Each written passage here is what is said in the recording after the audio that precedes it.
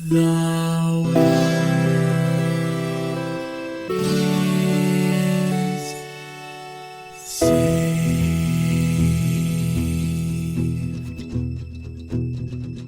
The living room's dark, save for light being cast from the big TV screen and the imminent sunrise that's teasing the one starry sky with whispers of morning.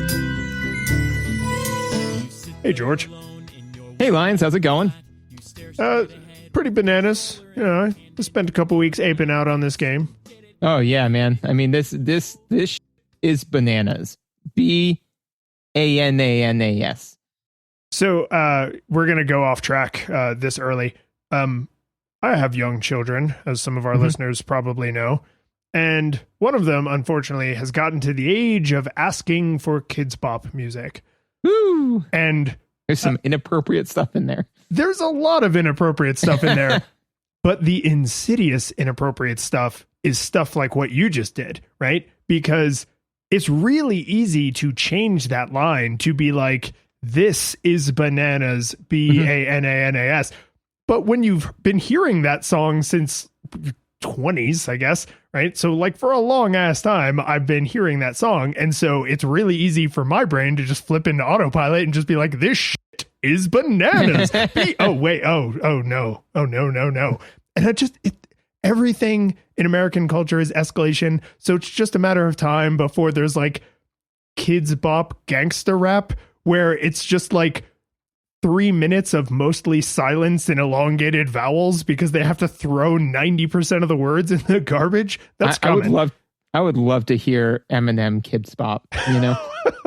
Right? I mean, like, they can't cheat. They have to keep the message of the song. They just have to soften the language because anybody could just take the rhythm and write different words. They have to keep. That's a Weird Al song. Yeah, I don't want a Weird Al song. I want a Kids Bop. The message of the song and just somehow elongate enough vowels and replace enough words with sound alikes that, oh man. Yeah. Like the real Slim Shady. Yeah. No. Anyways. That feels like it'd be a weird challenge for like a college student, right? Like, oh, you want to go into a career in music. So like, here's a weird, like final project for you. Yep. Absolutely. But what do we play? We played Donkey Kong Country: Tropical Freeze. So this game originally came out in 2014 and I played on the Wii U and you played on the Switch, right? Yeah. Now, Wii U? Yeah, right? Yeah, the system no one remembers existed. You own one of those? Fortunately, I know someone who owns one, so I had access to theirs. No, I don't. I do own a Wii and I do own a Switch. I don't own a Wii U. A lot of Switch games actually came out on the Wii U first, so including this one.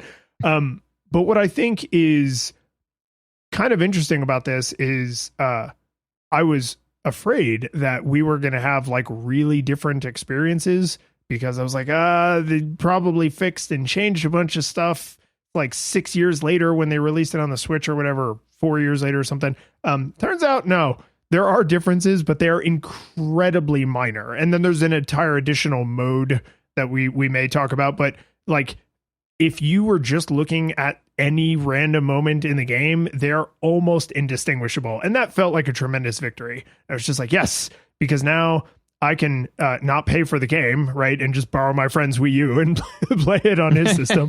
And then you bought it. And I'm not going to say why, but after playing this game, I think it's worth paying for. And now maybe we might talk about why. Do you have a nostalgia experience for this game at all? Or sorry. You have a new nostalgia experience for this game at all? I do. I've been pushing for us to play this game for some time. For some time, yes. Yeah, for quite some time. And one may ask oneself, right? Like, why? Because, I played the original DK a bit as a kid, but it definitely wasn't in my like top 10, like it was one that a friend played. So why would I push so hard to play this game? And the answer is because the only thing that makes this a nostalgia title is the fact that it is a spiritual successor to the original game and is a continuing on the franchise, right? So you can very well say that like this game is the return to form of the SNES Donkey Kong games, right? So we've played it, and now we've recorded the episode. So that means we have set precedent to play NEWstalgia games that don't just have the nostalgic graphics or feel, but are actually spiritual successors to original games, of which there are several of those that I want to play. So that's my NEWstalgia experience for this, is that this is precedent setting. So this game is a gateway drug for you. Yeah. I mean, not to, talk about like laws, politics, because I'm apolitical, like I don't want to get into that. That was fantastic. And if I didn't have a lot of interesting things I wanted to talk about, I would say like, okay, well, I guess we're done. Yeah, that's good. So my experience for this game is kind of like with a lot of the nostalgia games that just exist in the world, and certainly the ones we've played on the show, is like if you care about video games, this is a new game. Like, it's hard not to know that it existed. I know people who've played it, right? I've seen Donkey has a great review of it, like and he's commented on it. Some of the other critics that I watch have talked about the visuals or the music or the game design or whatever. So like, because it's new, people were talking about it when it was new, and then it got re-released, so people were talking about it again, and that kind of like put it back on my radar. And I realized that Donkey Kong Country, the original one on Super Nintendo, which we did an episode on, and you should go listen to it if you haven't, is like a really good game. And people were talking about this game the way I felt about that game. And I was like, ooh, that's the thing that pushes it into nostalgia territory for me, is people are saying, oh, this makes me feel the way I felt playing the Super Nintendo originals, which is not how everybody talks about sequels, right? Nobody talks about Final Fantasy 15 and says, oh, it's just like the Nintendo one, right? No, like you would never even think they're part of the same lineage at all, right? They have their name in common, and that's about it. But this game kept getting referred back to. And I really love the Super Nintendo original trilogy, which I didn't even realize, like, all of those games got like multiple releases. Like, there's Game Boy Advance versions, and then there's Donkey Kong Country Returns, which was on the Wii. And then I never played that one, but then they re-released it on the 3DS, and apparently that one's really good. And like, oh my God. So there's like this whole Donkey Kong universe I like have just skimmed the surface of, but this felt like the right place to dip back in. And so this is the one we played. And I knew, to your credit, right? I don't want anybody besmirching your name. I understood the deal with the devil I was making because I really wanted to play this game, and this was a really good reason to play it. And so I understood, like, I am opening the door, right? Like, yeah, this is Pandora's box. Yeah, my kid just came home with two of their friends and said, we're hungry. Is it okay if we look in the fridge? And I said, yes, knowing full well that I had just put food in there I wanted to eat, and that they're now going to eat it. Good. Or done and can never be undone. That's where we are. Before we dive in, we got to chill a little. Yeah, let's do it. Thank you to all of the Twitter's peoples, the followers peoples, the reviewer leavings peoples. We actually, I don't know. I'm always fascinated by like what makes a person decide to, @reply us on Twitter or click follow or whatever, because they seem to come in like little bursts where it'll be like quiet for a minute and then like a bunch of people, and then we quiet for a minute and then a bunch of people. So I don't know. Maybe it's just a Bader Meinhof thing where I just notice it. But we just recently had a person reach out to us on Twitter that suggested a game, which if you didn't know that you could do that, you could reach out to us on Twitter, contact form on the website, go out in front of your house. And we do often play games that were listener requests. This particular listener, I really hope we get around to playing this game, because they, for fun, rebuilt the entire first level of a Game Boy game that they loved. And like, man, anybody who's working on stuff like that, like if you just, faff about with those kinds of projects, like, please just tell me about them. I don't know if it'll necessarily get mentioned on the show, but like, I personally just want to know, because that's cool.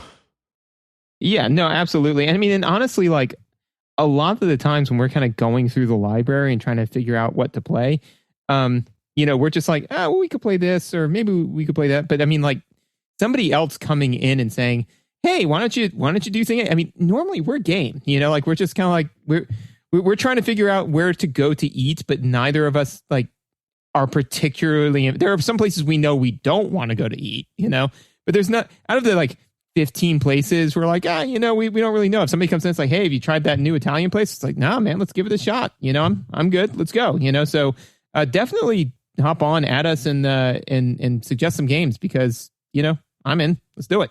Yeah. Would you say we're not monkeying around with this request? No, yeah, absolutely not. I mean, if we were, it would break us, right? And then we need to stick ourselves back together with duct tape.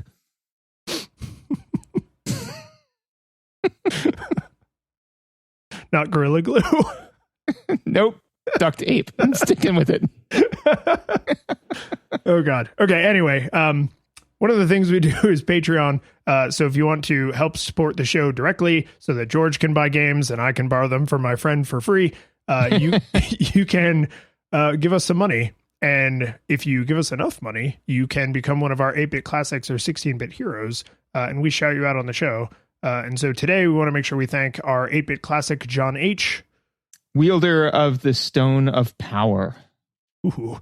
And our 16-bit heroes, Michael S., keeper of the Stone of Mind, David S., wielder of the Stone of Time, and Jacob K., wielder of the Reality Gem. Ooh. Yeah. I think I'd want that one. The reality one's pretty. I mean, they were all pretty awesome, but I definitely think like reality, mind or time, like those are times pretty cool. Yeah. You know what? I'm not going to be selfish. Any unlimited superpower, I would be happy to have it. I don't need to get picky here. Yeah. No, that's fair. Yeah. Should we talk about the visuals with this game? Let's do that. They are stunning. Ridiculously stunning. Yeah. No, but it's interesting because they're gorgeous. They absolutely are.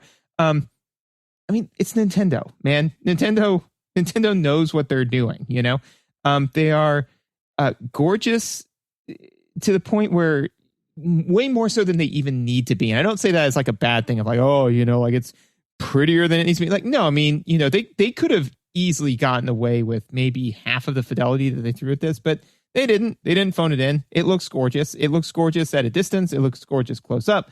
And I think it's because Nintendo doesn't want to like have pre-rendered cutscenes and, like in the sense of like, they don't want to have Donkey Kong look different in cutscenes than he does in gameplay. So it's just Donkey Kong. It's just the game. It just looks gorgeous, all the time. And yeah, I mean, it's right up there with Mario. I mean, normally we'd be like, oh, these are visuals are as good as Mario, but I mean, it's Nintendo. Of course they are. Yeah, right? They're literally as good as Mario.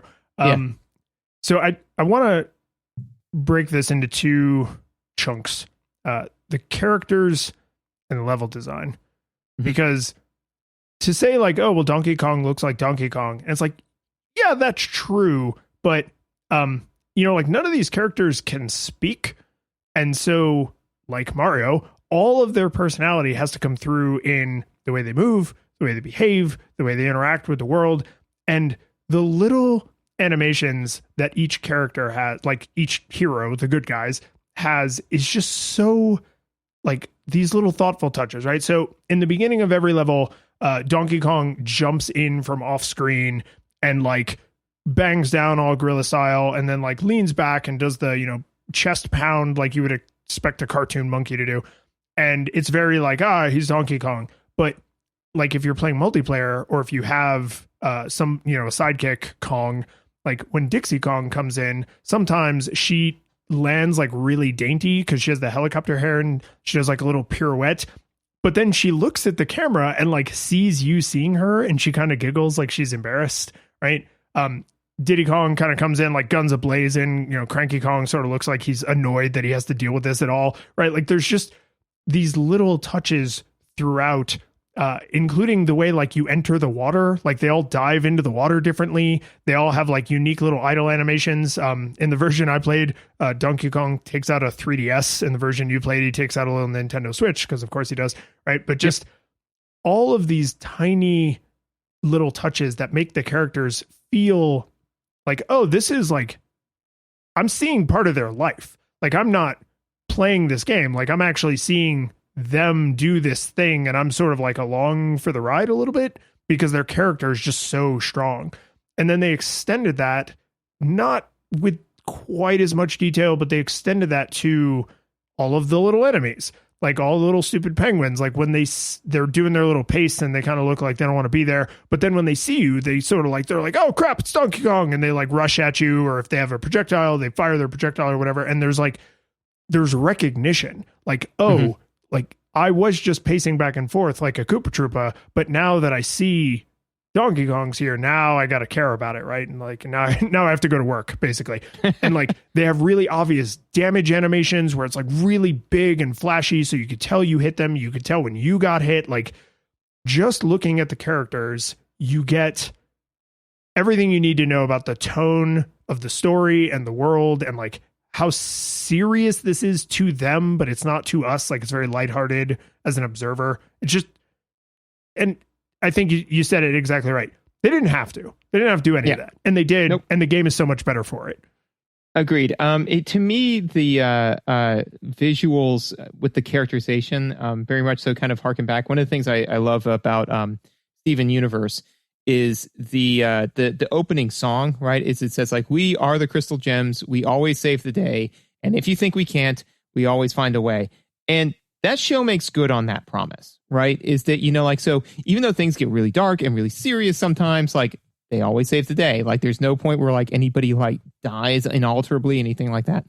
This game is like that to me, in the way that the visuals are their commitment to you, that it's not going to get too dark or too serious, so even though this is very serious for the Kongs, like, it was DK's birthday, man, and he didn't even have to eat his apricots. He was eating bananas, right? Like, which is what he always wanted. You got anything for me? No? Okay. Nope. So anyway, you got something to say? So anyway, they got blown away. So like you said, for them, it's like, no, we need to take back our home, take back our land. But, the visuals and the characterization shows us, it's like, yeah, but this isn't, at no point are we going to see like the the end of Toy Story 3 where they're all like being fed into the incinerator and you're like, this is a kid's movie, So yeah, I think that's the kind of message that they're showing us with the visuals as far as characterization goes. And the game, again, holds true to that. They don't slap you across the face with weirdness. It's like, look, man, you're going to play this game. Sometimes there's going to be a Donkey Kong riding a rhino. And you know what you call a 600-pound gorilla on a rhino coming right at you? Sir. All right. I see you're going to keep me on my toes with these monkey puns. I absolutely am. I've got literally, look at this. I got like a list of them. Man. Oh my Lord. Yeah. You did play the game at some point. I'm marking them off. Okay, good. Yeah. You don't This is all I did. I did. That's fair. I looked up the box art, and then I just looked up monkey puns. I think I got the gist. So I want to now focus on the level design, because I noticed something, and I'm going to say this right now because I want to circle back to it later, which is I realized in this game, and this is probably true of a lot of platformers, but the main enemy is your home having been invaded, right? Like things are not where they belong, or there's things there that don't belong there. So like there's a lot more environmental hazards than I never really felt overwhelmed by enemies. And I do want to talk about that mechanically later, but the visual design to the levels is, I didn't want to go all the way to God tier, because I think that's like it's a little teeny bopper to like go straight to God tier. But they're definitely S tier. This is some solid S tier level design. And I had a realization probably about halfway through the game, because I really sunk a lot of my attention the last couple weeks into this. So I did manage to finish it and then even go back and play some more. you really need to play this game twice. You need to play the game once, and then you need to watch somebody else play it, because the amount of stuff going on in the background that you can't pay attention to because you have to keep your attention on the foreground is staggering.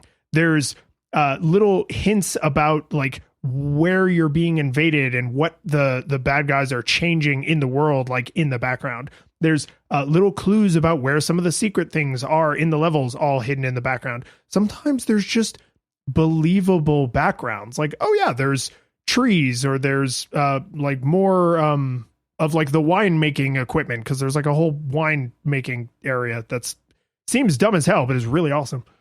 Yeah, one of the ones that particularly struck me was there's an area where you're going through, and there are like these big kind of, horns that are being blown, and, they blow air up, and you jump through the air thing and all that sort of stuff. In the background are the penguins or whatever that are blowing them. Yeah, the players. Yeah, and it's just kind of like, oh, well, that's kind of neat, because like I didn't even, my brain, you're so used to playing video games, you're like, oh, okay, to me, my brain was satisfied with the fact that they made this air obstacle coming from a horn. Like that in and of itself, my brain went like, oh, that's kind of, as opposed to like air coming up from a pit, which that my brain would have just been like, all right, it's an obstacle, it's a video game, moving on, right? It's like, oh no, it's coming from a horn, that's pretty cool. It didn't even occur to me like, well, somebody would have to be blowing this horn, right? But it's in there. And I remember that's one of my notes where I was like, oh, that's like an insane attention to detail that you're not expecting, Well, and I feel like you could make an argument that hearing this description, someone could reasonably say like, oh, so there's like a million goddamn things on the screen all the time and it's super cluttered.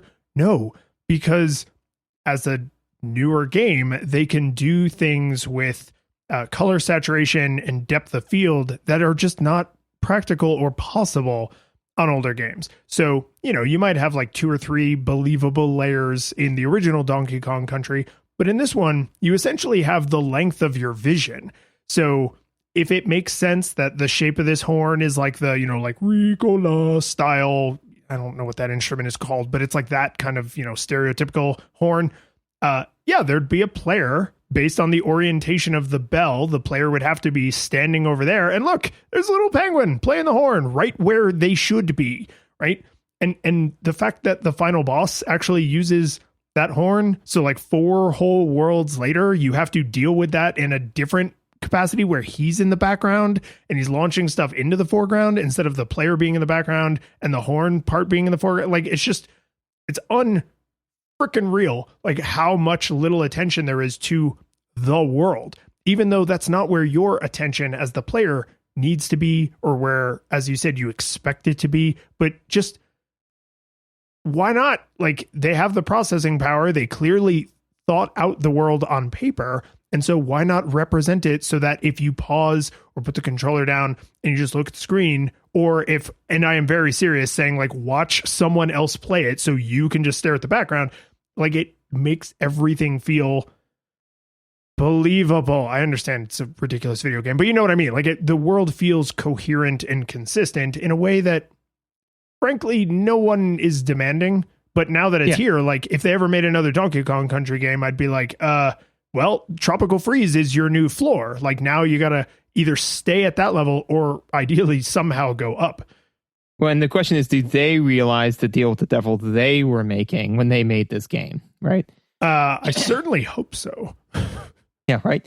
And actually it's interesting. So, and I'll get into this more in mechanics, but Teddy is actually he is now of an age where he can kind of play this game. In fact, one fun little side story was at one point I got stuck in an area because my cycle time was I got to play, and then Lizzie got to hold the controller for 1 minute, and then Teddy got to play, then I got to play, right? So there's a fair amount of time, between like my iterations for this particular thing. And so I tried thing A, it didn't work, tried thing B, it didn't work. And by the time I was getting ready to try thing C, Teddy cleared from like the checkpoint to the end, like 90% of the way there, and just duffed like the final one, which was further than I had gotten. And And then all of a sudden, like Teddy's like, all right, Daddy, your turn. I'm like, all right, here we go. Okay.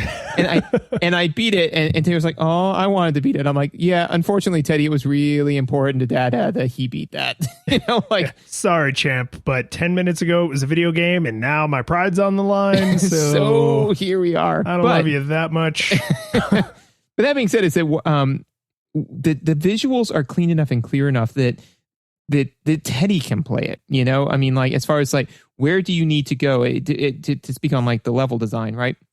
Where do you need to go? How do you need to get there? What things are destructible? What things are not, all of that is intuitive to a 5-year-old, right?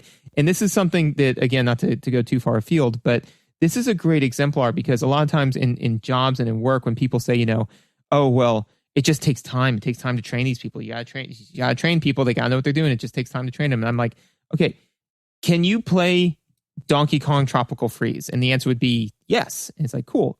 Who trained you on how to play this? And the answer is nobody. I just picked up the controller, pressed a couple of buttons, figured it out, and then was able to play the whole game. It's like, exactly, because the game is that intuitive. That being said, is there are definite times too when they call out and they say like, hey, press this button here. It will help you, right?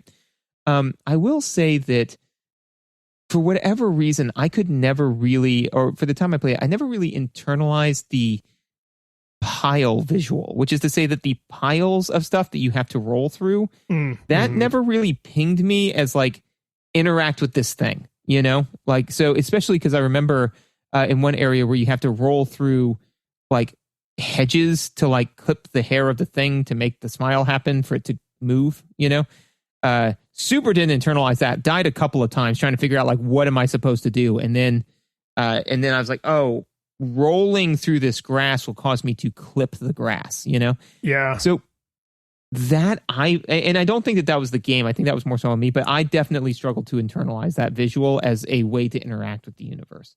So I would say, generally speaking, and to try and keep this as rooted in visuals as possible, this game is not a collect-a-thon, but there's a lot of crap to collect, right?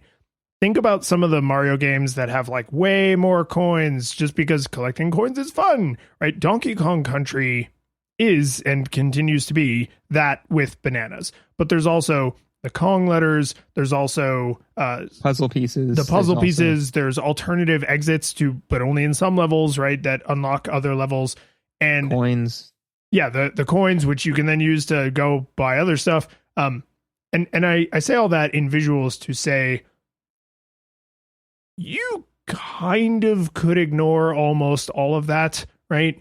So if you don't internalize a mechanic deeply enough to use it to ferret out secrets, that probably won't stop you from finishing the game.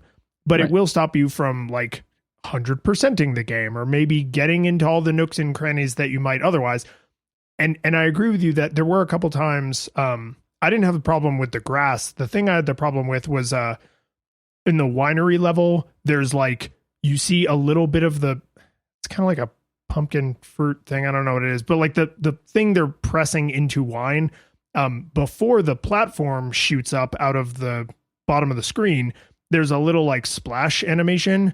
And that splash animation to me was too far before when you actually are supposed to jump on the platform. And that's like a side effect of my games literacy, right? Is like, I would see that visual and be like, platform. And I would just like over aggressively jump into nothingness and then die. And so there were only a couple of times in the whole game where I felt like, oh, that visual wasn't particularly clear. And if you wanted to go into all of the extras, then there's a lot more nuance to say like, oh, how clear was this? How hidden was this? How much did you just have to guess? How much does it have to be luck that you fall behind this thing or jump through that wall or whatever? And I would entertain that, but it's a different conversation when it's secrets and when it's mandatory. Right. I mean, like there was, because again, like even when I missed that one thing, it held me up from forward progress in the game for like a minute, maybe, before I was like, oh, okay, I got it. Because and this is very mechanical. There's not a whole lot of ways to interact with the world, So once you've tried thing A and thing B, it's like maybe thing C, I guess. I don't know. So yeah, I definitely think that you can make the game very obtuse when it comes to finding secret stuff, especially when, unlike in Banjo-Kazooie, where there was like the 100% ending is presented as the true ending, like there's the ending and then that's the ending. And then there's a bunch of other stuff you can go get that, is fun and you can, use it to test your mechanical knowledge of the game, but it's in no way mandatory. Like when I didn't get all the Kong letters, I was like, all right, I mean, I'm fine with it. I will also say that one of the things that the game does visually that I thought was very good was it will change the zoom on the camera, like automatically for you, which I liked. The place where I noticed it the most specifically was on like minecart levels, where basically is if you're moving faster, the camera zooms out. So that way you can, see what's going on. When it requires a little bit more nuance, but there's not, you're going a little bit slower, the camera zooms in. So the amount of time between when the thing that you need to deal with happens and when you need to deal with it, that time is constant. No matter how fast the cart is going. So it makes the player feel like, oh man, the cart's going so fast. Look, I'm ducking, I'm moving, I'm weaving, I'm doing all this sort of stuff. And it's like, it feels that way. But actually what the game is demanding of you is the same. Is that, you will see a thing on the edge of the screen and the time it will take that thing at the edge of the screen to hit you, the player, and therefore require interaction on your part, it's the same, because it's just when you're going slower and you're dealing with kind of more nuanced stuff, the camera zoomed in way more, which I think is a really amazing way to generate tension without generating a skill wall, Yeah, or you have more, because I wouldn't be surprised if there's some parts that are a little, maybe a tiny bit faster or slower, or maybe they just throw more objects at you in the same amount of time. Mm-hmm. But having, ramping the difficulty up or down by 10%, but making the feeling go up or down by 100%, like yep. that's the magic trick, right? It's like, oh, this looks like I'm going super fast. And it's like, but you're not, right? Like you ever lay on a skateboard or something and like slide on the ground, so like your face is 6 inches from the ground, you feel like you're going 1,000 goddamn miles an hour, but then when you're up in a plane and you're actually going 800 miles an hour and you're looking down at the ground, right? It's that perspective thing that is hard. Not every game nails this with the camera. Like we've played a lot of games where our overwhelming complaint about the visuals was the camera. Yes. Yeah, no, absolutely. And actually, just real fast, it's like, man, when I'm on that skateboard, that close to the ground, it feels like I'm going a million miles an hour. But when I'm in a car going, 60 miles an hour, like it feels like nothing. It's like, well, you're actually always going at 3,600 miles an hour because the Earth is rotating around the sun, which is going. It's yes, like, oh, wait, and your precious frames of reference. Actually, one thing that I will say, what will make you feel like you're going way faster than you actually are? When you have no control over the thing that you're moving in, because the minute that you can be sitting in a grocery cart and somebody can be running behind you with it and you feel like you're going like 10 miles an hour. And then when they let go of the grocery cart, you feel like you're going a bajillion miles an hour. And then suddenly it hits you that even though it feels like you're in a car, you have no control over anything. You are now a physics experiment of mass and momentum, And so, yeah, so when you see the thing coming at you, anyways, that doesn't matter. The point is... I suspect that was not a completely fabricated example. It was not. Nor was the destroyed grocery cart, nor was the police questioning that followed.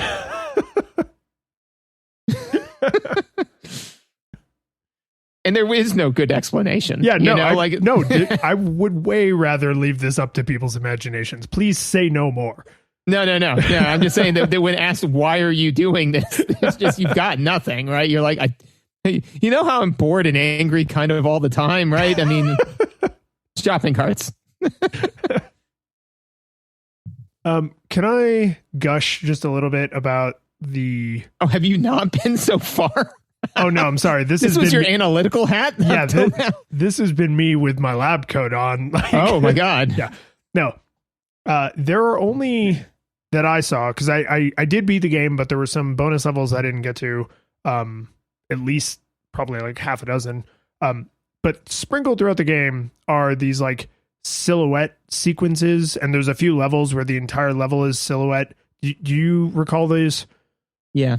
So I don't know how an artist or a team of artists really were able to say, okay, we're going to make this game that's really visually rich, where the world feels completely believable. Like Donkey Kong really lives in this place and his home is being invaded. And so it's super obvious which things are out of place and which things are Donkey Kong things. And then also somehow say, but in these levels, none of that. And everything will be black except Donkey Kong's little red tie.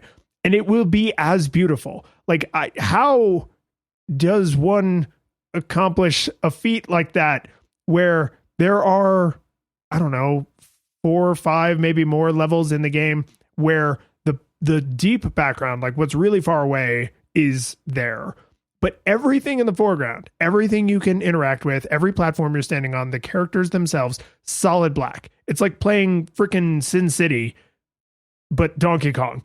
And they're so just artistically pleasant. I just loved, like, every time I opened a level and it was one of those levels, it was like a little Christmas present where I was just like, yay, these are so fun to look at. Like, they're just, and like Cranky Kong, like his beard is in normal color, and like Dixie Kong, I think it's her hat bandana and ponytail, maybe bandana, I think. Is it? But there, you know what I mean? There's like one color element. And so it's not like you're not in shadow. Like, this is an artistic choice to make everything in this like solid black silhouette, which means the textures of surfaces need to somehow still be readable. The behavior of enemies needs to somehow still be readable. Like, if you've ever looked at anything about cartoon animation or video game animation, a real animator will talk a lot about like readable silhouettes. Like, you have to be able to tell what this character is doing just by their outline, because they're moving fast or there's a lot of crap going on or whatever. And that makes for some weirdness if you like pause it and freeze frame. But generally, you break certain rules of natural human vision to work in this 2D medium. And this is like a masterclass in that. It's like, I always knew where I was, what I was doing, what I was standing on, what I could interact with, what was a threat to me. Like, I'm just like, God damn, these are like little art house movies. Like, I would just watch somebody play through this 4-minute level and just set it to like, you know, sad French accordion music and just be like, just put a film grain over this. And this is like somebody's senior project in film school. Yeah, no, I think that that with those particular levels, again, they are very kind of artistically done, but you know, by creating, it's almost, I think those levels are almost like them bragging, right? Because I agree with you. That's completely. fair. You know, because I mean, like they like you said, is that you have to have a clean silhouette, right? I mean, if you don't do that, then enemies will get conflated really, really easily, right? So normally the only time when you don't have that is when you're using palette swapping, which does have some reasons to do that, as we've discussed, but a lot of the times it's because people don't want to spend more on art assets, right? You know, so the fact that they said like, hey, our silhouettes are so good that we can just throw all of this basically in a Catch Me If You Can like intro, you know, and then they basically said like, well, what's the most defining part of each of these Kongs, and then you know they went from there. So no, they're gorgeous, absolutely. And I don't want to go too much into some of the mechanical things that I noticed happen with the silhouette levels. I'm gonna try to remember to circle back on that, but aside from me just gushing more about the visuals in this game, I'm ready to segue into audio. The only last visual thing that I had was that, and this is such a minor gripe, but you know, I was playing through his Donkey Kong. I was playing through his Donkey Kong, and you were like, "Hey, you should try playing as Funky Kong." And I'm like, I think that Funky Kong plays like this other thing that I'm going to liken him to, and he does. But it was at that point, and so when I was like, okay, I want to play through as Funky Kong. So they were like, well, do you want to play as in funky mode, or do you want to play in normal mode? I was like, well, I want to I want to play in normal mode as Funky Kong. And they're like, nah, you can't do that. And I was like, okay, back out. I'll play in funky mode as Funky Kong. Okay. And then I realized that intro cutscene that is very beautiful and very, very fun to watch is unskippable. So yes. And I was like, is. I'm like, why, man? Like, it's like, you just didn't quite stick the landing. And again, it's such a minor thing. Like, does it impact your ability to play the game? No, because chances are when you're playing it, you're not reviewing it. So you're not starting the game 3 different ways under 3 different conditions to scientifically test what's under the hood. So is it going to impact your way to play it? No.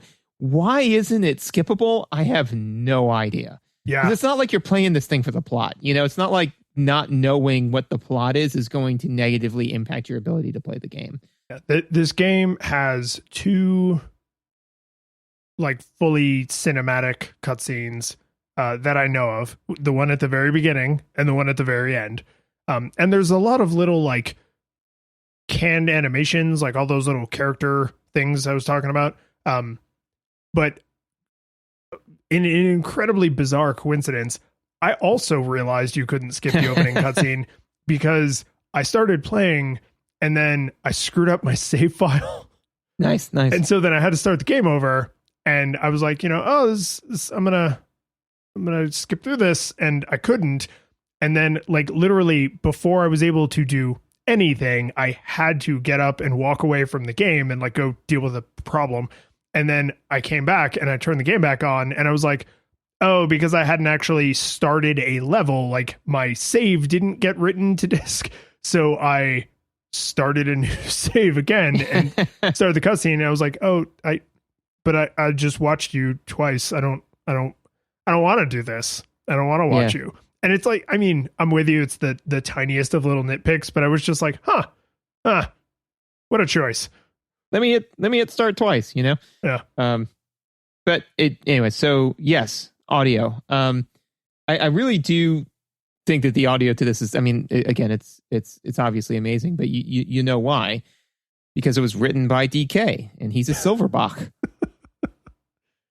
I mean, that's fair. I didn't think it would make you, I didn't think it would make you particularly cranky if I told you that these ditties are very funky. Oh man, nicely done. Nicely done. No, I mean, I could take all of them and make a mixed ape on them, like it's. That was my favorite so far. But yours was good because it was like in universe. Like mine's more generic, but yeah, we're both playing to our strengths. Good music's really good. Music's really good. Music's really good. And I realized listening to it that I remember being very effusive about the music in Donkey Kong Country.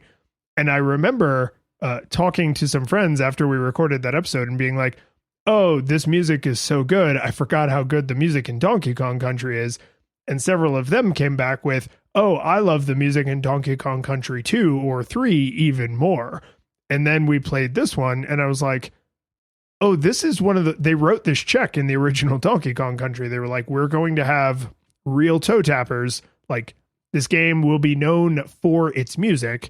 And if you don't like it, then your opinion's dumb and wrong and you should feel bad. But they decided early on, we're going to write this kind of music and it's, God damn it, it's going to be every bit as iconic as anything we've ever done for Mario. And I feel like they really deliver. I mean, that's a tall order to say this is a character in the Mario universe that's going to have their whole own thing. And they won't people won't be playing this game and thinking like, oh, I should have played Mario. Like down to the songs, down to the underwater music, for God's sake. Like the underwater music in this game is good. How do you even?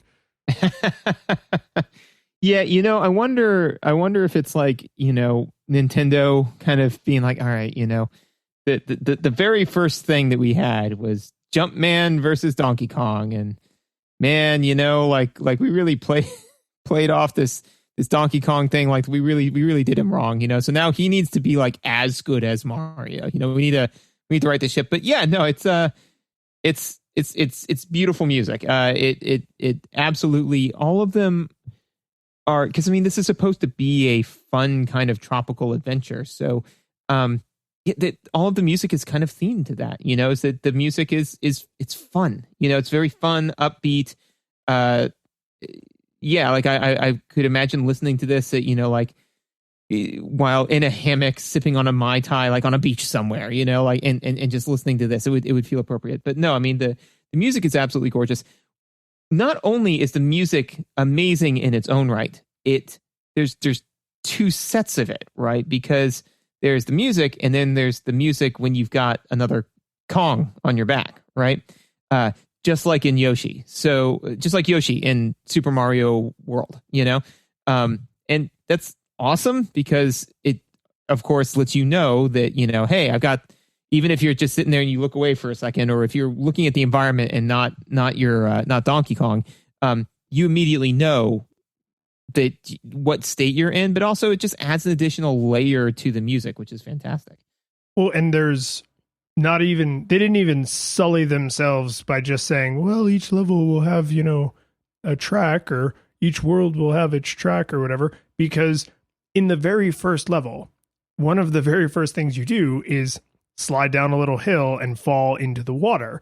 And even though that water is very shallow, right, a bunch of things mechanically are happening. They're kind of teaching you about how gravity works, and you get to see the beautiful animation of Donkey Kong falling like he's out of control, but then he sees the water, so he switches into a dive, right? Another one of those like little touches that I love. But when you're underwater, it switches to the underwater music, which is the same melody as the underwater music in the original Donkey Kong Country, which, as an old person, just made the pleasure centers of my brain just light up like 4th of July. I was just like, oh, I know this. I got that reference. I like this, right? Like, it was just very pleasant. And the music throughout, there's a lot of, I guess, familiar like Donkey Kong Country melodies that they've probably been reusing for the entire series. But then there's also a lot of original music just to this game.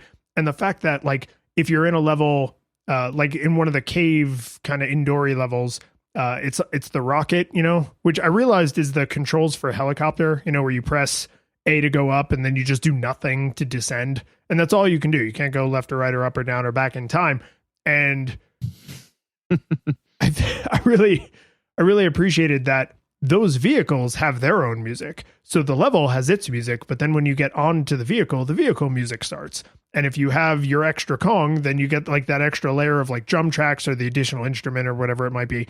And it's just like, again, so like, oh, okay, this game's got, 30 levels. And it's like, okay, 30 levels. It's like, so we got to write 30 songs. And it's like, no, you dumbass. Is this your first day? Most of the levels only have one song, but a bunch of them have two. Sometimes you can start and stop the music by going in and out of the water, which means those tracks have to blend into each other nicely. Also, all of the additional characters are going to add on additional instruments, so we have to account for all of that in all of those other compositions. So it's just like, why? Why did you put in all this effort? Because it was the right thing to do. Yeah, because it made for, and it's definitely one of those, you didn't notice it, but your brain did, like you do notice it, you or more specifically, and this is something that I am by no means an artist, but one of the things that I noticed with the little forays into game development art that I've done is that you very rarely notice the presence of a nice touch. You notice its absence, So like literally when I was doing some pixel art I was just kind of like, man, if I put one pixel out of place or in the wrong place, you're going to notice it. If I get them all in the right place, it just looks normal, right? If I, don't size this image correctly, or if this is cut off at a weird angle or at a rear sided, or if I don't feather this correctly, it's going to look wrong. If I do everything perfectly, then it will just seem correct, and this game is an exemplar of that. I think this is also a great exemplar of what a AAA game can do if they're just trying to make a 2D platformer, right? They're not trying to make like some big, immersive, procedurally generated, 3-dimensional world bending. Like, it's just like, no, man. Open world with crafting and RPG elements. And also there's vehicles and also. And it's like, no. Yeah, it's like, nope. Pick one thing and do that thing. And do it really well. So one of the other things that I believe is done very well is the sound effects, right? So the sound effects never compete with the music, right? They're always, they're very, very distinctive in the sense that you would never conflate the picking up a banana noise to the slamming down on an object noise. But the volume of those things is all very low compared to the music, right? So at no point are you trying to hear the music over what it is that you're doing. So the sound effects make you aware of how you're interacting with the world, but they don't compete with your immersion in the world, if that kind of makes sense. It does. And I also feel like the sound effects have a lot of thought put into their duration. Like the picking up a banana noise makes no sense because it sounds kind of like two wooden tokens. It's like a little like tink sort of noise. But it's really short because it's good that you know that happened, but it's not going to kill you, right? Whereas when you hit an enemy, it's like a badunk, and it's like a much more dramatic, extended. You have more time to notice that sound happened, essentially, right? So you've got the visual feedback, but then the audio feedback is a lot more like, hey, yes, you did indeed hit that enemy, or grab onto that thing, or the barrel exploded, right? Like the explosion noise is a pretty protracted, like, and it's, very cartoony and extended. But those are the noises that if you don't know those noises are happening, you might miss a jump or fall in a pit or get murdered by an enemy or whatever. So like having those be a little longer and more drawn out, and then having like, oh, you picked up a thing, just being like, ta-da, like, you got it, you got the coin, you got a banana, like that's good, but you're not gonna win or lose based on getting that single banana, most likely. Right.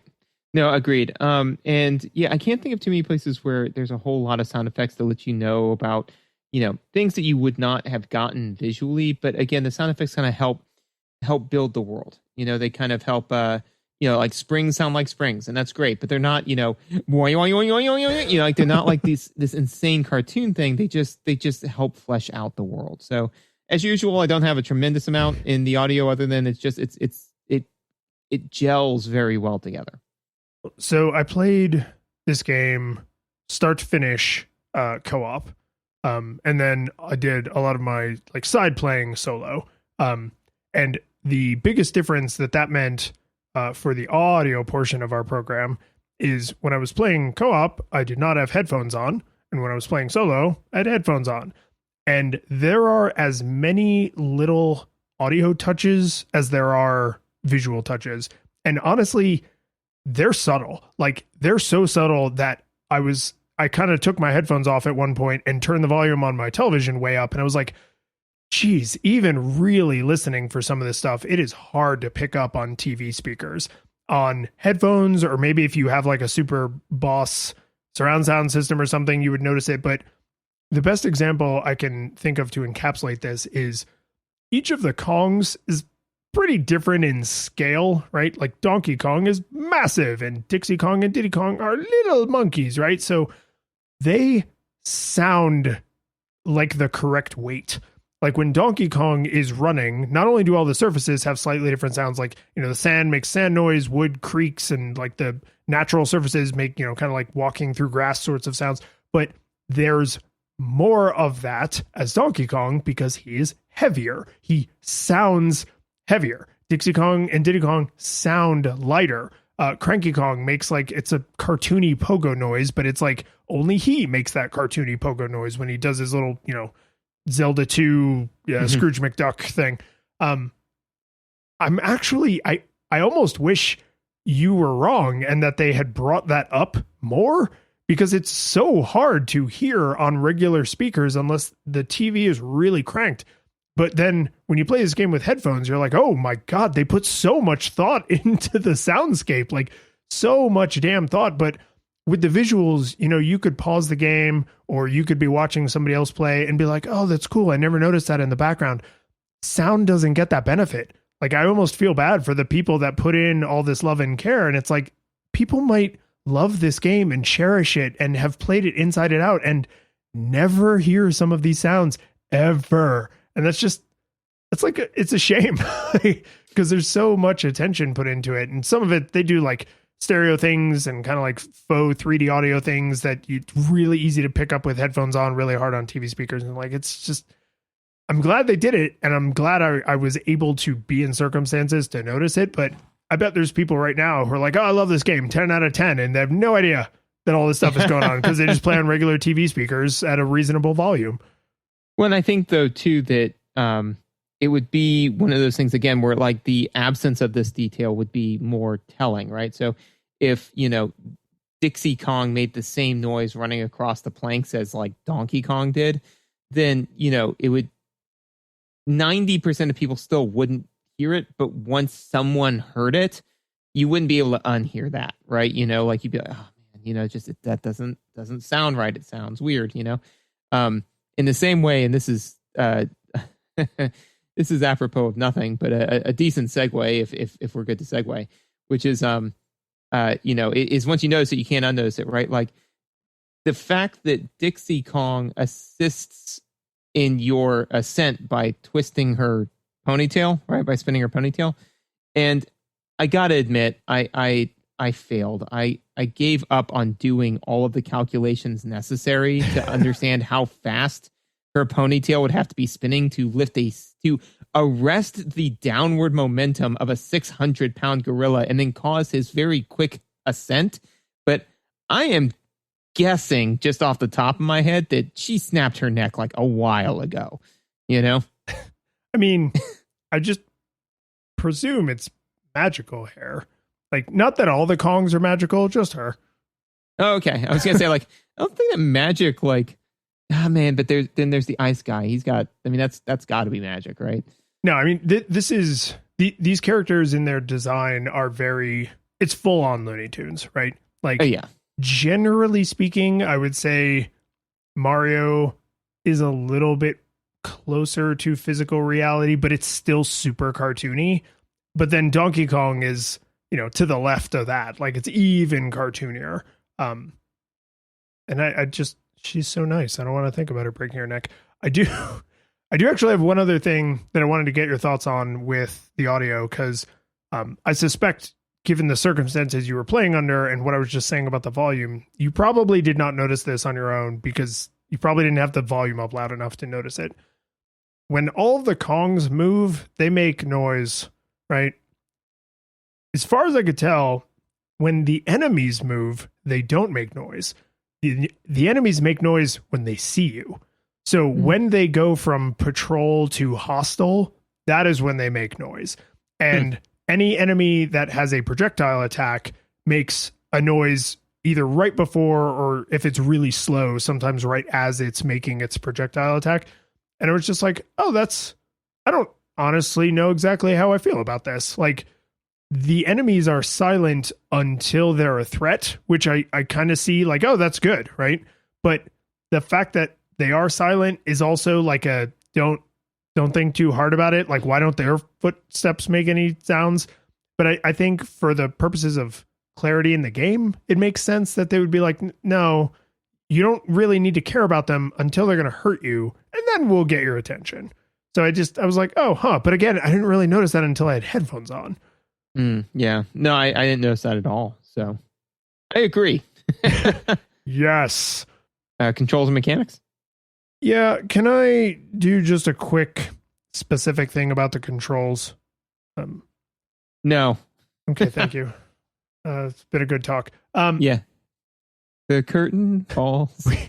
I don't think we've ever played a game that had a more ape-fisted method of getting to their accessibility features around their controls than this one. So when you first start the game, it's like, hey man, which control scheme do you want? Do you want grab to be on the shoulders or to be on the face buttons? Okay, cool. Do you want to use the D-pad or the thumbstick? Okay, cool. That's cool. And then every single time you load the game, it asks you that question again, or at least on the Wii U version, it does. Every time I loaded my save, it was just like, oh, hey, you still feeling pretty good about where those shoulder buttons are? You good with the D-pad or the thumbstick? You change your mind about that? And at first I was like, oh, this is just insane. This is like the most insane thing to overlook. And then after playing the game for a while, I finally, it occurred to me, I was like, this is an accessibility setting. It's because there are parts of the game where you have to either press a button repeatedly or hold a button down. And for some people, it's easier to press a shoulder button and hold it, or it's easier to press the face button and hold it, because the shoulder buttons you do with your fingers and the face buttons you do with your thumbs. And I was like, this is like, I review games in exchange for money. Like this is ostensibly a kind of job for me. And it still was not obvious to me that this is an accessibility feature because it's done in the clunkiest possible way. I don't know why they did this, but once I realized like, oh, it's an accessibility feature, then I wasn't quite so annoyed by it. But I was like, would most players ever realize that the thing they're deciding is between which fingers are you capable, or are you more comfortable pressing and holding, versus which fingers are you more comfortable pressing repeatedly? Because that's the trade-off, right? The roll button or the banging button, you have to press that repeatedly, but then grabbing is a press and hold. Do you want to do that with your thumbs or your fingers? And I know they can't just say that. They can't just literally ask that statement, because that would be completely opaque to a child. But this cannot be the best way to do it. Yeah, no, that to be fair, I didn't even recognize that, because I was just, they were like, hey, how are you on the controls? I'm like, fine. I don't know. It took a lot of complaining out loud to whoever happened to be nearby for me to put this together. Like I'm confident I'm right about this, but even then it still feels like a stretch because it's so awkward. So you asked me to play as Funky Kong, and I did. So I asked you in the 11th hour too. Like literally this morning, I was like, you play as Funky Kong at all? Because I couldn't. See, I couldn't get Funky. I needed you to get Funky. Oh, and I got Funky. I got up and got down with the Funky. So sorry, I'm not laughing at my joke. I'm laughing at your dancing. That's fair. That's fair. Yeah, that's fair. I needed to say that out loud. Yeah, thank God no one else had to see it. Yeah. So anyways, so Funky Kong is definitely a gameplay, a difficulty setting, right? More specifically, is he's basically the rabbit from Mario U, whatever, the new Mario games that you don't play. See, I've never played any of those because they're all awful. Yeah. Those games and this game mirror pretty tightly. Like, no, no, they don't. I have played New Super Mario Brothers Wii U Go Screw Yourself enough times to know that they are terrible. And how dare you, sir? Came the completely unbiased opinion. Yeah, no, the lab coat is off and in the incinerator now. I mean, no, I know, because you threw it off so you could like throw punches. I can't punch as well with this restraining lab coat on me. God damn these research ethics. But no, that being said, is at a minimum, Funky Kong is the equivalent of the rabbit, right? Which is basically, he's Donkey Kong, but everything's easier, right? You know, I mean, like with the rabbit in Mario, you jump higher, you do hover like you do with Donkey Kong. You don't get a double jump, but you're also ostensibly invincible in the sense that you do get hit and you get checked like you do as Mario, but you can't get power-ups, but you also can't lose power-ups, you know? So very, very, very similar mechanic. Now, I tried to dig into this, not very successfully. You select Funky Kong like at the beginning. Like you say, I am going to play as Funky Kong, and then you're Funky Kong. Like that's it. That is my understanding, yeah. Yeah. So I didn't like that because in Mario Wii U, the terrible game that's only for idiots, is in that one you can actually, because the thing is that, like, let's just say that I'm playing through the level and I'm struggling, you know, and I'm like, you know, I just don't want to deal with this, but I don't want to be spoken down to and for them to go like, oh, you're doing okay, champ. We went ahead and unlocked the next level for you because you suck, you know, which I get it. I get what they're trying to do. I hated that, you know, like, and again, like as a somebody who breaks down game designs for money, you're going to pay me eventually, right? Nah. Oh, well, then as a freelancer, as somebody who does this for as a hero for fun. Yeah, I was going to say you're more like a volunteer. Yeah. So, no. So I mean, like, I get it. I get what they're trying to do, right? They're trying to say like, hey, we don't want you to rage quit this game. We don't want you to put your controller through the TV. You're clearly struggling there, champ. So we just went ahead and unlocked the next level for you. That absolutely had the effect on me that every game designer doesn't want, which is I entrenched. And I said, I will stop playing this game before I move on to the next level. Like, I will rage quit before I take your hand out, sir. Funky Kong is a good answer to that, right? Because then I get to pick when I'm like, you know what, just whatever. I'm just going to equip Funky Kong, which is just going to make all of this easier. And then I'm just going to like kind of do that and then get through the level, right?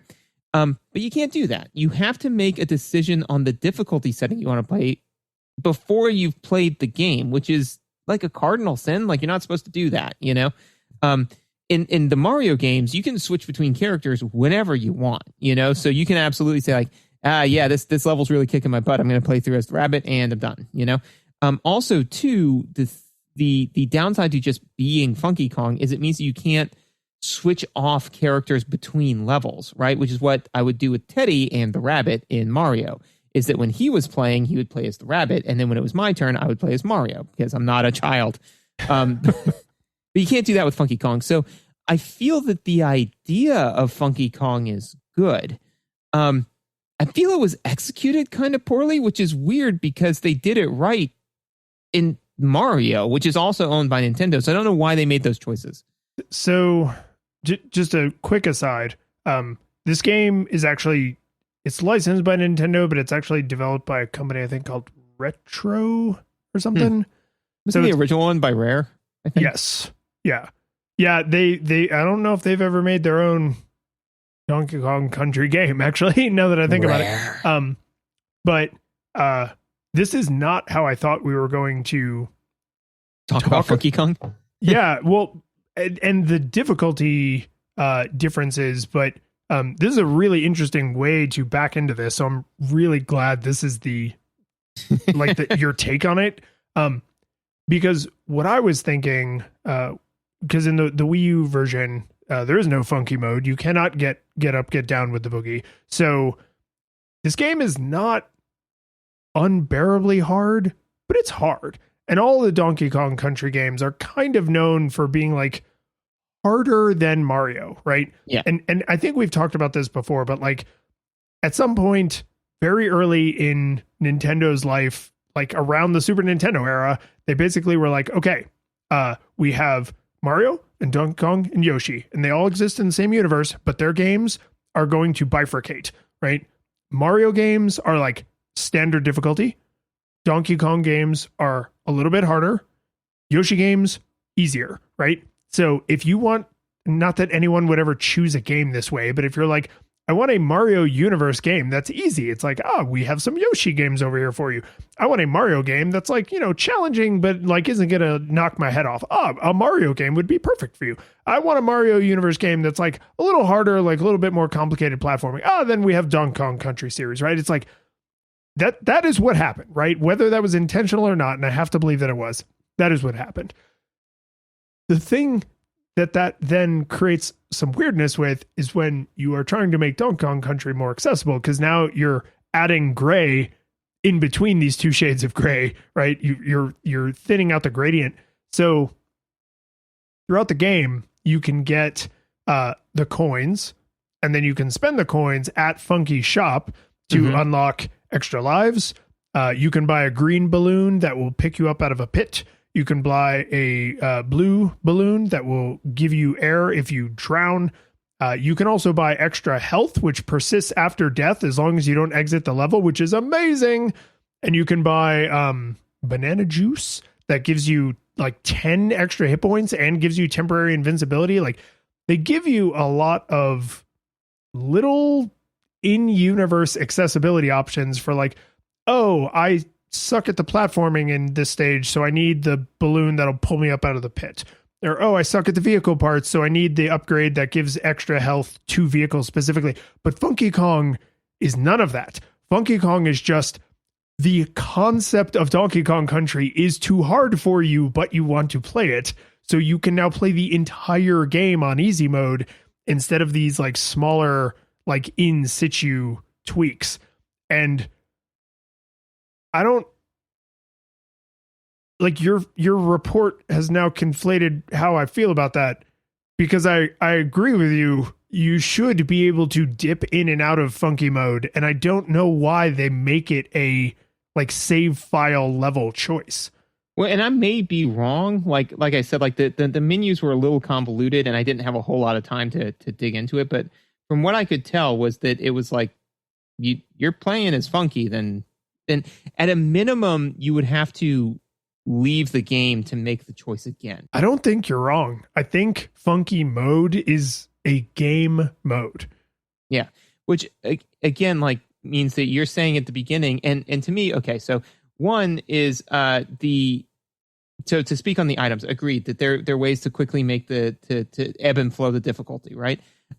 One, they're earned, right? So that means that you are way more likely to use them because I earned this. I was good enough to play the game to make the game easier, right? Even though like that's not what's really happening, because getting coins is way easier than beating some of the levels, right?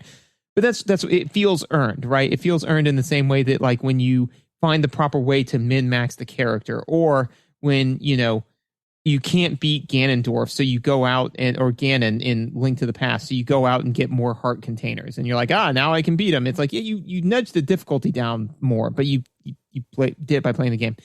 Also, they do not get consumed if you don't use them in the level, and I think that's pretty critical, because then that way more so increases the likelihood of you using them, right? Because it doesn't get into that thing that you know my wife and I think everybody does from time to time, which is, you know, well, I can't use it. What if I need it later? And then you never use it. Then you do that, right? Where you end up with like 99 elixirs. Yeah, exactly. Yeah, you know, so that's the thing, right? Is that it gets away from that, because you can just go ahead and equip the green balloons, you know, and then if you just don't fall into a pit that level, you retain the green balloons, like you're fine. That inventory system actually to me is very reminiscent of Super Mario Brothers 3. You know, where you basically kind of pick what you want to do before you enter the level, and then you have that ability, you know, especially with the you know, start the level with Dixie Kong. It's like, oh, so I get to start with the fire flower? Cool. You know, like that's pretty much the same thing, right? So all of those are great ways to kind of nuance, tweak the experience, so that way you're having fun. Because the point I feel that games have developed over time is that the point of the game is so that way you have fun, not so you can have some bad external reward of like beating the game. They're trying to make the game intrinsically rewarding, right? The reward is playing the game, not telling your friends at the schoolyard that you beat Donkey Kong Tropical Freeze, right? So all that being said, though, is that making Funky Kong mode a mode and not something that you can just dip into, to me, like I played it for half an hour and I was like, all right, I'm done, you know, because this doesn't feel like the game to me, you know, like this isn't what they don't want you to play as Funky Kong, right? They say it like 4 or 5 times, like, hey, you know, you get all this extra stuff, you play as Funky Kong. I'm like, so this isn't what the developer wanted me to do. This isn't the play the game. I mean, if I go out to the schoolyard and say, hey, I beat, you know, Donkey Kong, and it's like, oh, really? And it's like, yeah, man, me and Funky got through the whole thing, I'd be laughed off of that field, right? So, but again, like if it was just like oh yeah, I ducked into this level as the rabbit and I got out. And if I remember correctly in Mario, when you do that, it colors the little icon a different color. So you still know, like, oh, so your record has an asterisk. Yeah, but I mean, the nice thing about that is that then, like, if you're like, okay, I needed to dip in and be the rabbit for that one. Now I'm going to go back and beat all the ones where I was a rabbit, beat them as Mario, you know, so that way I can like remove my asterisk, you know, because to me that is still superior to, hey, sorry you suck so hard, bro. Do you want us just to unlock the next level for you? Which again, like, I get what they're trying to do. That was all right, and then I'll stop monologuing here in a second. But like, there was a time when I was in my youth when I had imbibed of the alcohols too liberally, and I was I was spending my evening at that point reliving some of my past choices by having hands and knees on the ground of a turf, right, like outside, right, in someone's yard, right, just kind of viscerally rethinking some of my decisions as they recurred upon me, right, in reverse. So whilst that was happening, somebody was, one of our friends was trying to rub my back, just try to make me feel better. They were just trying to be there, right? And what I tried to relate to them was, as you are rubbing my back, it is slowly rocking me side to side, which is making me nauseous. Please stop. What I said was, when you touch me, it makes me vomit. So she got all upset and left. And at the time, I had no idea why, because I thought I had been very eloquent.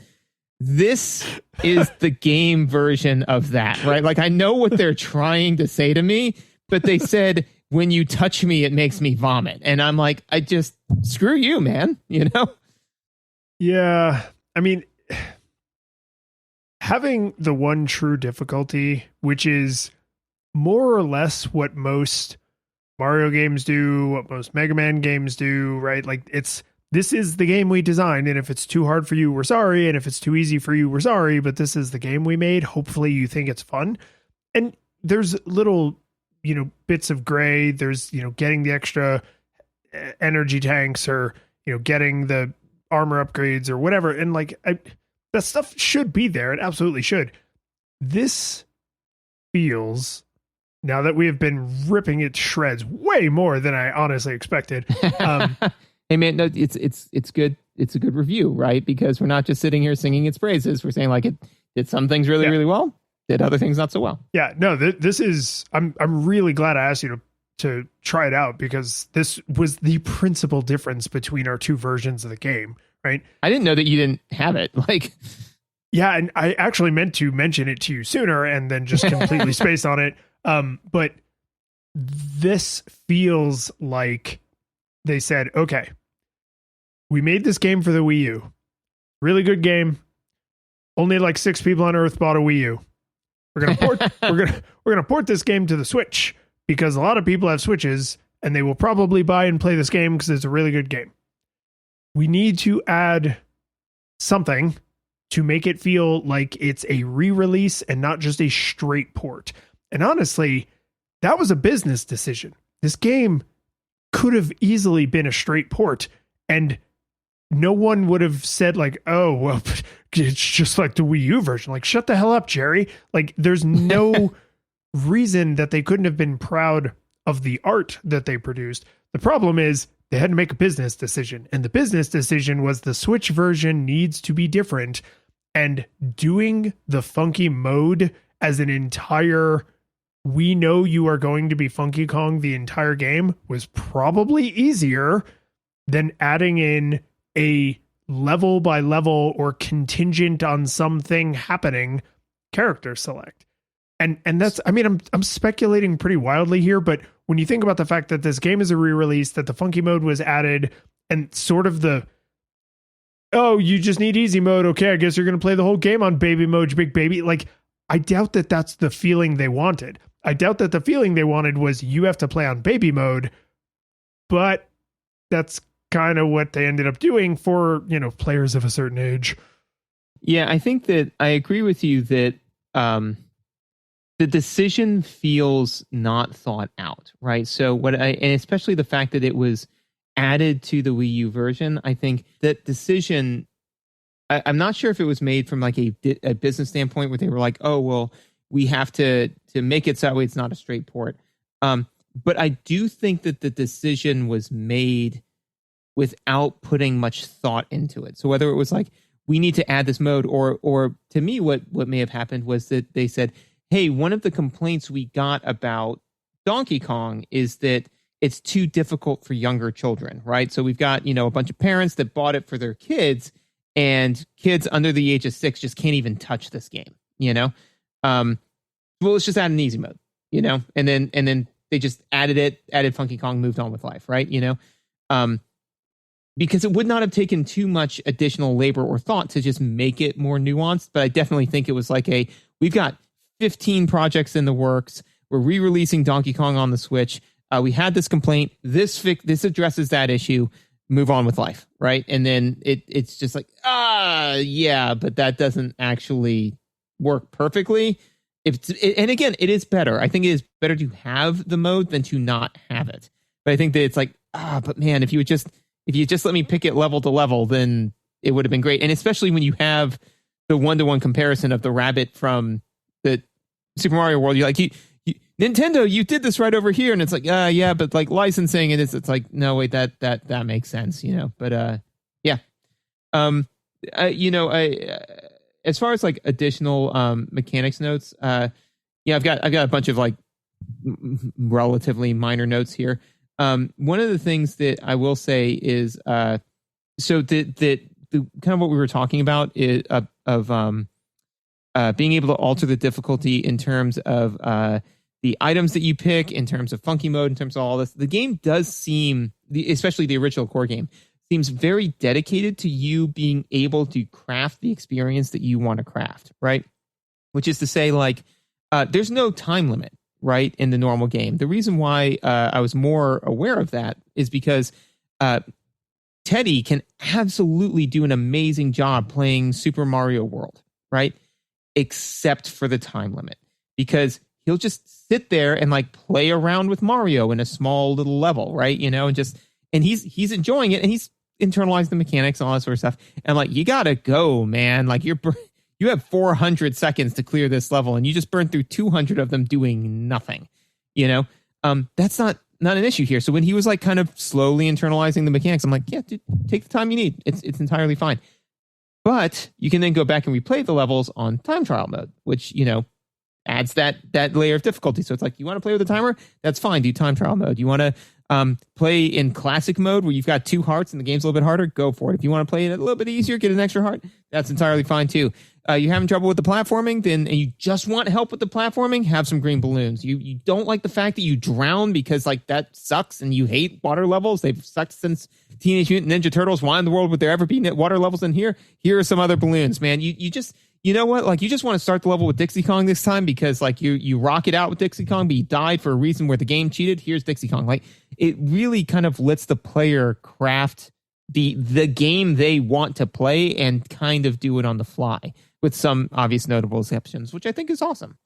Well, I need to add many agreements to the note that I have, which is take your time. You can just take your time, because I agree with everything you said, with an additional bit of cleverness on the part of the developers, which is, I don't like being told you have to beat this level in a certain amount of time anywhere except time attack mode. Like, the fact that Nintendo is still putting out Mario games that sometimes have timers in them, I'm like, why? Like, Nintendo, you know better than this. I know you specifically know better than this. Stop it. Right? None of the 3D Marios have timers, but some of the newer, all of the newer 2D Marios, as far as I can tell, they're like, oh, but it's just like classic Mario. No, screw you. So I hate that. This game has the time attack mode, so if you want that pressure, awesome. But I think even like more subtly is these levels have a lot of hidden goodies. Sometimes they're just collectibles, sometimes they're the alternative exits, but there's a lot of stuff where you actually do kind of want to slow down and take your time and look around and bang on that wall, or try to jump in that pit, or go chase that wild goose. And a lot of times it pays off, because you sort of start to like when you're going looking for secrets, you're starting to internalize like, oh, when the wall is like this, it's usually a destructible wall, or when there's a platform over here, that usually means if I jump, the camera will do like a late pan. So that lets me know like this was supposed to be a secret, because the pan and the camera comes so late. There's a lot of that.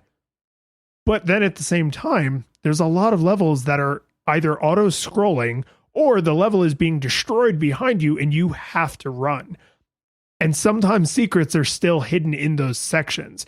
And so I thought there was this like really cool multi-layered, like, yeah, hey man, there isn't an imaginary clock floating up in the sky telling you what to do, because that's not how Donkey Kong works. That's how Mario works.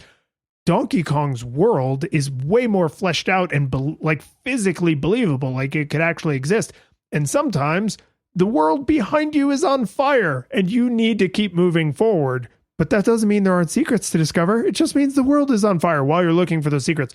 And I like the level is driving me forward so much more than I will ever like. There's a stupid imaginary clock floating up in the sky telling me what to do. So like this feels like a balance that really works for me, where most of the time I could take all the time in the world. Sometimes I better keep moving. And every once in a while, I better keep moving, but I need to still be sort of scanning the horizon just in case. Like that's a balance I really enjoy. Well, I think that the main difference is, again, internal versus external, right? So in arguably setting a timer, right, would have the same effect as having the world destroyed behind you, right? Which is that you got to move, right? Like ultimately the game is forcing you to move.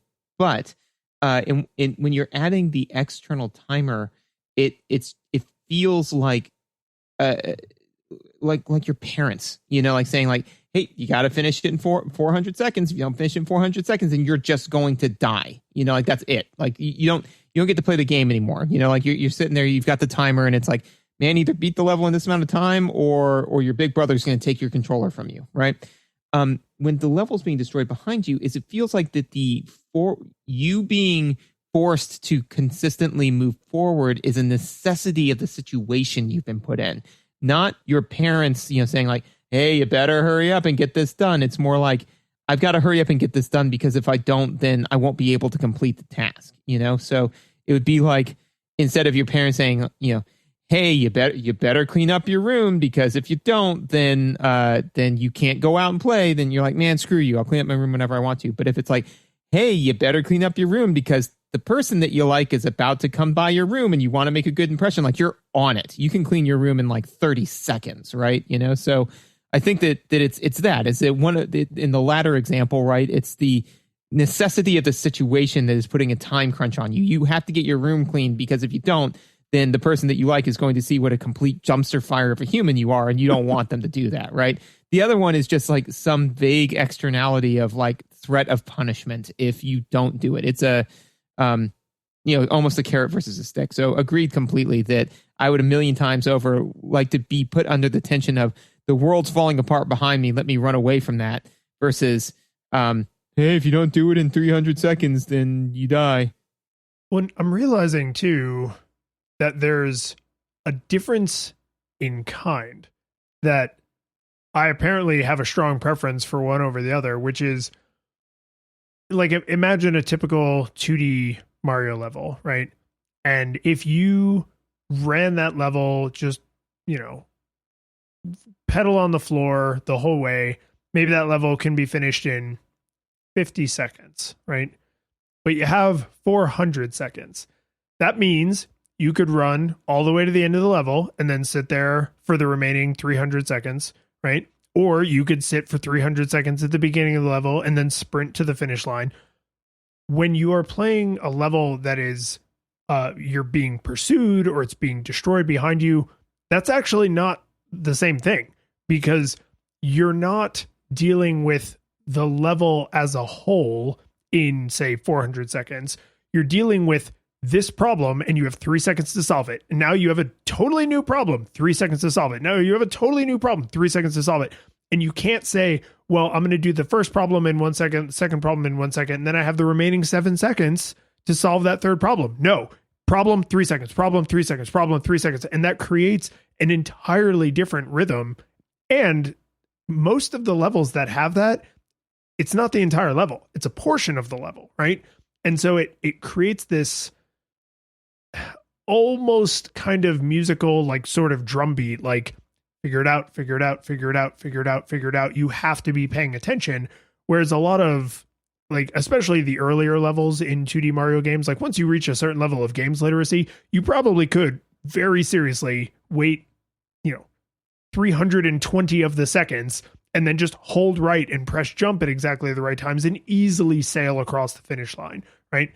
So I think that rhythm is getting closer to the preference I'm discovering in front of you in real time. It's like, I want to feel like I'm doing something the whole time, and feeling the pressure from the world to move forward feels a lot more like, oh, I'm an active participant in the world, as opposed to the world is not a threat at all, but the floating clock in the sky is a threat. Yeah, no, agreed. That's kind of really all all the big heavy hitting notes. I got some throwaway trash, but I'm good on it. Do you have anything big for controls and mechanics? I just had one other thing here that I wanted to mention, which is the difficulty when you're doing multiplayer is all in the levels. Like, the levels are harder in multiplayer because of remember your praise for the camera? Well, the camera can't be that smart in multiplayer. It sometimes follows the wrong person or freaks out and does the wrong thing, or at least not the thing I would have wanted it to do, right? It's easy to get distracted because there's stuff happening on screen that is a Kong, but it's not your Kong. But the reverse is true for bosses. Any boss fight you're struggling with can basically be solved by multiplayer because you don't lose the level unless you're both dead at the same time. So if you die, you can respawn immediately. And there's like a slight delay, but I mean, you can respawn during the conflict. So as long as your partner's still alive, and there are definitely a couple of boss fights that I'm sure I could have eventually figured them out single player, but going through multiplayer, I was like, this is where you benefit. Easier. Yeah, this is where you benefit from multiplayer. Is the boss fights are you have this entire tool chain you just don't have in single player, right? Whereas when I was going back and looking for the extra stuff and I was playing single player, I was like, oh my God, the camera only cares about me. This is so much easier because I never wonder where I am. I'm always in the middle of the screen. I just thought it was because all the boss battles are single screen. There's no scrolling. Yeah. And I was just like, oh, this is really interesting that one little change like completely changes the dynamic of how multiplayer functions. But that's pretty much all I had. The only other thing I just wanted to throw out is like a segue into the conclusion is all of the extra crap we've been talking about from like a mechanical standpoint, like all the things you can go find, is layered in so well, like layered into the world and layered into the game so well that it gave me the feeling of like right after I beat the final boss, which was really hard. I really struggled with the final boss, but we eventually got through it. And right after I beat the final boss, I was like, oh, finally, I beat the game. Now I can finally go back and play more of the game. Like there was just, I was like, that is a design victory when your players are like, thank God I finished so I can keep playing. I was like, ooh, those are the kind of collectibles you strive for. Well, which is ultimately a show of internal versus external reward, right? Intrinsic versus extrinsic, right? Like you're playing the game because you like playing the game. You're not playing the game so you could have beaten it. And it's not to even say like, well, I don't play games to beat them. I have no one to brag to. I don't like play games so I can brag to other people. It's like, no, you may just be playing the game so you can mentally log the fact that you've beaten it. Like one of the things that Frank and I have differed on many occasions is, and I think you and I differ a little bit on this as far as like on the spectrum of once I start playing a game, I have to beat it, and I will drop this game in the friggin' second the minute it stops being fun to me, right? Yes, I think I'm between the two of you, but way closer to Frank. Well, I think that you're probably in like a happy medium, right? Like I'm way hard hammered on this game has ceased to entertain me, and like just throw it to the wayside. It's like I've started so many games I haven't finished. I still remember though. And this is slightly tangential, but like playing Batman Arkham Asylum. Did you ever play that one? Or not Arkham Asylum, Arkham Knight, the last one. Yeah, I played the whole trilogy. Yep. Yeah. So like there are Riddler trophies, right? And so at first it was like, oh, you have to do the Riddler trophies, and like he's got Catwoman, like kidnapped and all this sort of stuff, right? Are you right? talking about the thing where he goes underground and dies there? Because the minute he went underground, he's like, you got to find my other 50 trophies and then you can come fight me. I'm like, nope, starve to death. I'll see you later. Like, that is not something I want to do. There's probably not a better example in all of video gaming of a time where I abandoned my position for your position.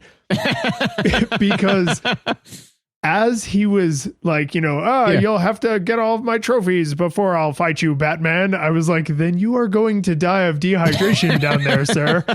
Because there is no way in hell I could give a single crap about this. Like the minute I wanted to lock you up in Arkham Asylum. You just locked yourself up. The minute you went down there, you accomplished my goal for me. Yeah. So that would be a great example. But I mean, again, like Frank also, he'll do that kind of stuff where he has to complete it. And he'll admit to himself, he's like, I have to complete it. Like he'll watch a TV show past it being fun because he wants to have finished the TV show, right? So there are tons of people who will finish playing a game well past the point where it was still fun because they just wanted to finish it, right?